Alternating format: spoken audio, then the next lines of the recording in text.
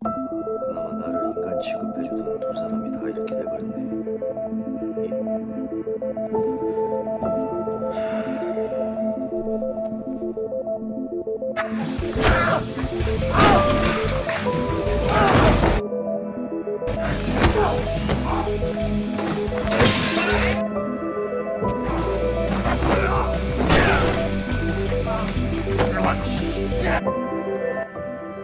Hai para pecinta film, selamat datang di One Day Film. Kali ini saya akan menceritakan sebuah film yang berjudul The Bad Guys Rake of Cash. Film ini akan mengisahkan tentang seorang bos Yakuza yang mencari masalah dengan mantan ketua gangster yang paling ditakuti di Korea.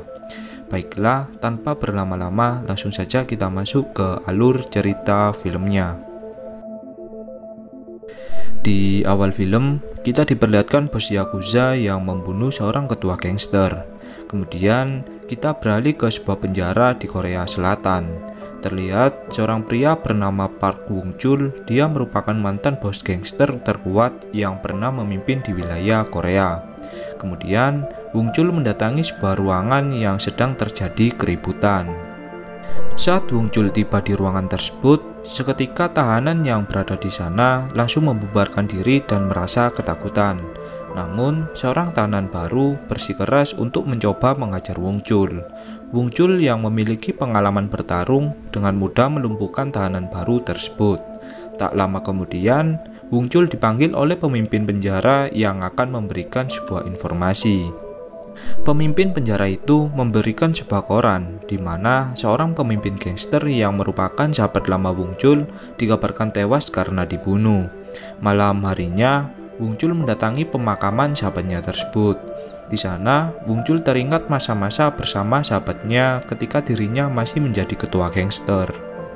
Setelah itu, Wung Chul mendatangi detektif polisi yang bernama Detektif O. Di sini, Wung Chul mencoba mencari informasi tentang kematian sahabatnya. Detektif O pun menjelaskan jika seorang polisi bernama Yong Hee-yu datang beberapa hari yang lalu. Dia sedang menyelidiki geng pusat yang memiliki keterkaitan dengan kematian dari sahabat Wung Chul. Keesokan paginya, Wung Chul menelpon Yong Hee-yu jika dirinya ingin menanyakan sesuatu ketika dia tiba di kantornya. Yong Hee-yu pun menyuruh Wung Chul untuk menunggunya. Ternyata Yong Hee-yu sedang membawa beberapa tahanan yang merupakan anggota dari geng pusat. Kemudian kita beralih ke seorang tahanan wanita yang bernama Jessica. Saat itu Jessica sedang membuang beberapa barang ketika berada di toilet. Ketika semua sudah selesai, mereka pun melanjutkan perjalanan. Saat di tengah jalan, tiba-tiba sebuah truk besi menabrak beberapa mobil polisi dari arah yang berlawanan. Seketika, terjadilah kecelakaan di tempat tersebut. Kendaraan yang membawa tahanan pun juga ikut mengalami kecelakaan. Hal ini kemudian dimanfaatkan oleh tahanan untuk kabur dari sana. Namun, saat sudah berada di luar, beberapa pria yang memakai kostum hitam mengajar serta membunuh para tahanan yang merupakan anggota dari geng pusat. Seorang pemimpin berkostum hitam kemudian mencari tahanan yang merupakan pemimpin dari geng pusat. Dia bernama Nu Sang-si. Saat Nu Sang-si akan dibunuh, seorang tahanan berhasil menyelamatkannya. Di jalan raya, Yong Hee-yu terkena tusukan oleh salah satu orang tersebut. Seorang tahanan bernama Ko Yo-sung mencoba menyelamatkan Yong Hee-yu yang tengah sekarat. Akan tetapi, dia ditabrak oleh salah satu mobil yang membuatnya tak sadarkan diri. Saat tersadar, Yo-sung melihat dirinya yang kini dirawat di rumah sakit. Di sisi lain, Wung Chul bersama Detektif O mendatangi Yong Hee-yu yang tengah sekarat. Wung Chul pun menduga jika ini semua adalah ulah dari geng pusat. Keesokan paginya, Wung Chul mendatangi markas geng pusat dan mengajar beberapa orang yang ada di tempat tersebut. Dengan sangat brutal, Wung Chul mengajar mereka semua sendirian. Kemudian, Wung Chul pun bertanya ke salah satu orang tersebut mengenai pemimpin mereka. Orang itu pun menjawab jika pemimpin mereka bernama Nu Sang-si tidak ada di tempat tersebut. Dan dia juga mengatakan jika geng pusat dengan geng timur baru saja bergabung. Kemudian kita beralih ke seorang detektif yang sedang berbicara dengan wakil komisaris di penjara sebelumnya. Mereka membahas tentang kaburnya beberapa tahanan setelah terjadinya insiden kecelakaan.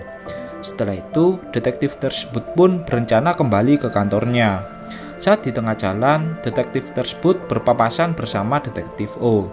Dia mengenalkan ke detektif O jika dirinya bernama detektif Joe. Namun, detektif O pun tak memperdulikannya.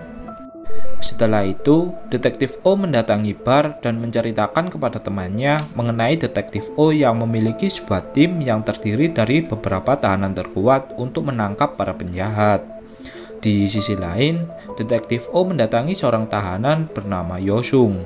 Dia merupakan mantan polisi yang ditangkap karena membunuh penjahat saat bertugas.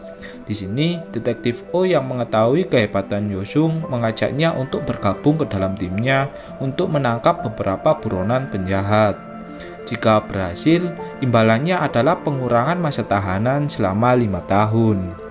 Keesokannya, detektif O mengajak timnya yaitu Wong Chul serta Yosung yang merupakan anggota baru untuk menangkap beberapa buronan. Detektif O pun bertanya tentang satu anggotanya lagi yang bernama Taisho kepada Wong Chul.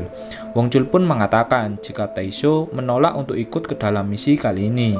Lalu detektif O pun menjelaskan mengenai beberapa tahanan yang kabur setelah insiden kecelakaan sebelumnya.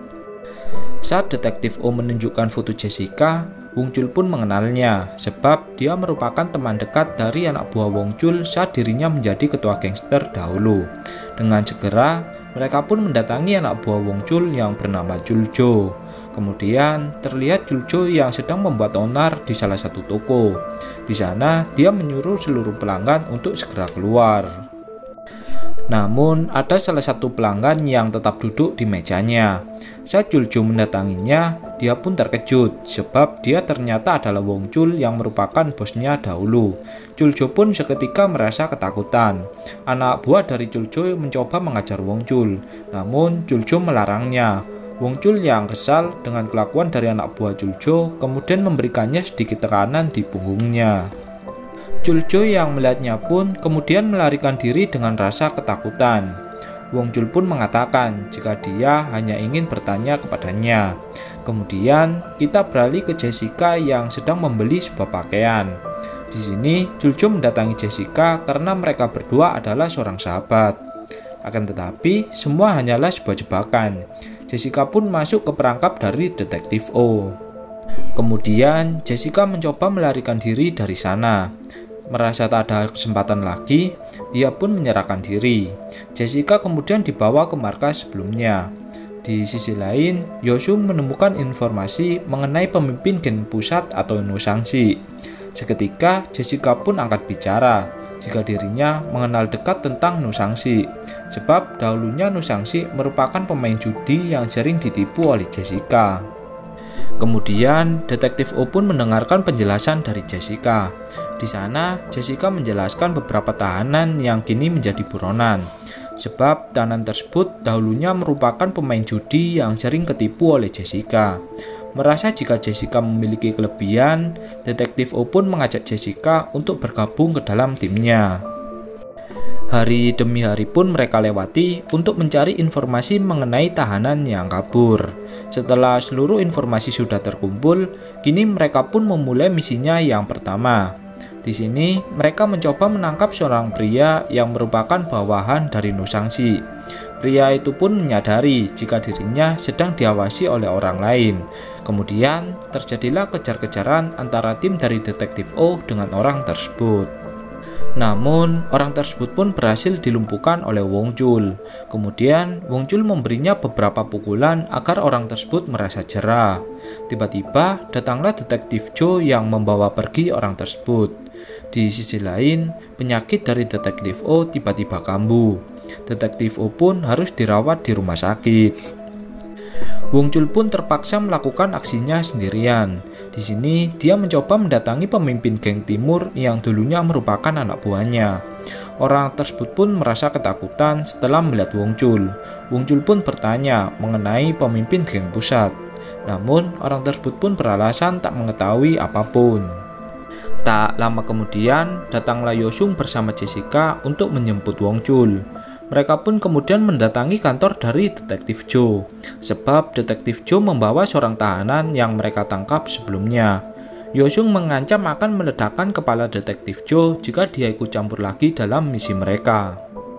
Orang tersebut pun kemudian menjelaskan tentang tahanan lain yang berada di sebuah terminal, sebab di mana dia berada pasti ada Nusangsi. Kemudian kita beralih ke seorang tahanan psikopat yang bernama Park Sung Tae. Di sini dia membunuh beberapa polisi yang sedang bertugas. Kemudian diperlihatkan Wong Chul dan anggota timnya yang mendatangi istri dari Sung Tae. Di sini mereka berencana memancing istrinya untuk menemui Sung Tae. Kemudian istri dari Sung Tae pun menemui suaminya di sebuah bar. Tak disangka Sung Tae malah melakukan kekerasan kepada istrinya. Wong Chul dan anggotanya yang baru tiba di lokasi kemudian berencana mencari istri Sung Tae berada. Saat di tengah jalan, Yosung pun melihat keberadaan dari Nusangsi. Di sini Yosung mencoba mengejar Nusangsi, sedangkan Jessica mencari keberadaan dari istri Sung Tae. Jessica pun mencoba mendobrak pintu setelah melihat istri dari Sung Tae yang tengah sekarat. Dari suatu arah, Wong Chul berjalan dengan membawa sebuah palu. Dia pun menghancurkan pintu yang di dalamnya ada Sung Tae. Setelah pintu terbuka, Wong Chul mengajar Sung Tae yang merupakan seorang psikopat. Di sisi lain, Yosung berhasil menangkap Nusangsi dengan menjatuhkannya dari atas apartemen. Beruntungnya mereka masih selamat. Di sini, Wong Chul akan membunuh Nusangsi untuk membalas kematian sahabatnya pada awal film. Namun, Nusangsi beralasan jika bukan dia yang membunuhnya. Nusangsi kemudian menjelaskan jika ada sebuah geng bernama Yoshihara. Geng tersebut berasal dari Jepang yang dipimpin oleh seorang bos Yakuza. Seluruh geng lokal kini dibawa kendali dari geng Yoshihara. Suatu hari, Nusangsi sebagai pemimpin geng pusat diajak bekerja sama untuk sebuah bisnis. Jika dia menolaknya, maka Nusangsi akan dibunuh. Wong Chul yang mendengarkannya pun kemudian memarahi Nusangsi karena telah berkhianat dengan bekerja sama dengan geng Jepang. Nusangsi pun melanjutkan ceritanya. Di sini, geng Yoshihara mengakuisisi perusahaan farmasi untuk membuat obat terlarang. Mereka juga menjual organ manusia sebagai lahan bisnis. Nusangsi pun terpaksa bekerja sama dengannya agar dia tak dibunuh. Dan sahabat Wong Chul yang mati dikarenakan menolak kerjasama dengan bos Yakuza tersebut. Nusangsi pun kini berkhianat dengan bos Yakuza dan memberikan sebuah berkas tentang seluruh informasi mengenai geng Yoshihara.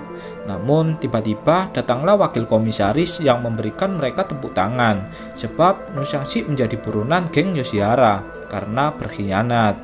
Wong Chul pun tak bisa berbuat apa-apa untuk menyelamatkan Nusangsi. Ternyata wakil komisaris telah disuap oleh geng Yoshihara. Setelah itu, Wong Chul bersama Yosung dan Jessica diikat di sebuah tempat dengan api yang membakar tempat tersebut. Kemudian kita beralih ke detektif O yang sebelumnya hampir terbunuh oleh seorang suruhan wakil komisaris. Kembali ke Wong Chul dan tim lainnya, di sini mereka pun berhasil keluar dari kebakaran tersebut. Wong Chul kemudian memberikan nafas buatan kepada Yosung yang tengah pingsan. Saat ingin memberikan nafas buatan untuk kedua kalinya, Yosung pun tersadar. Wong Chul pun mengatakan kepada Yosung agar tak merasa malu, sebab tak ada yang melihatnya. Kemudian, detektif O pun menemui mereka bertiga. Di sini, mereka mendatangi detektif Joe untuk bekerja sama, sebab detektif Joe sangat ahli dalam mencari lokasi setiap penjahat. Di sisi lain, wakil komisaris yang berkhianat kini menyerahkan Nusangsi kepada bos Yakuza. Nusangsi pun kemudian dibunuh oleh bos Yakuza tersebut. Di sisi lain, detektif O dan anggotanya berencana menuju ke markas dari geng Yoshihara. Wong Chul menyuruh anak buah setianya untuk menghabisi penjaga markas dari geng Yoshihara.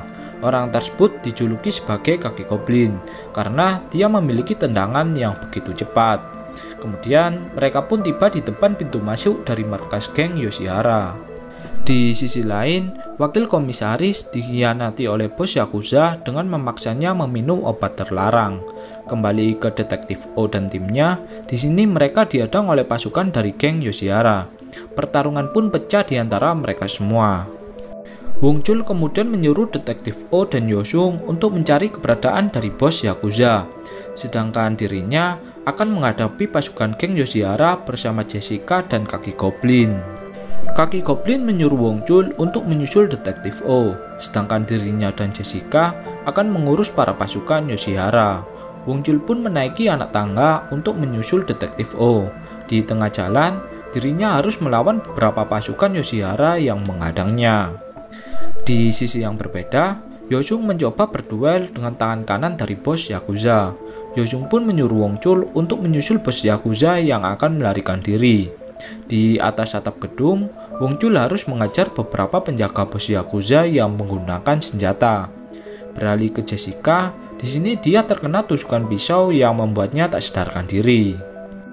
Kembali ke Yosung, di sini dia pun berhasil mengalahkan tangan kanan dari bos Yakuza.